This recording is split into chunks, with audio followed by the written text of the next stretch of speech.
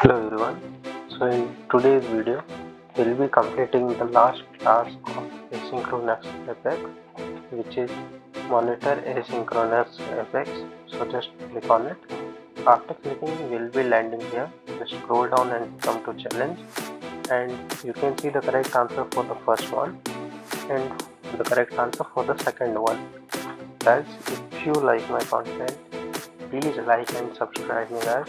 It will motivate me to make more content.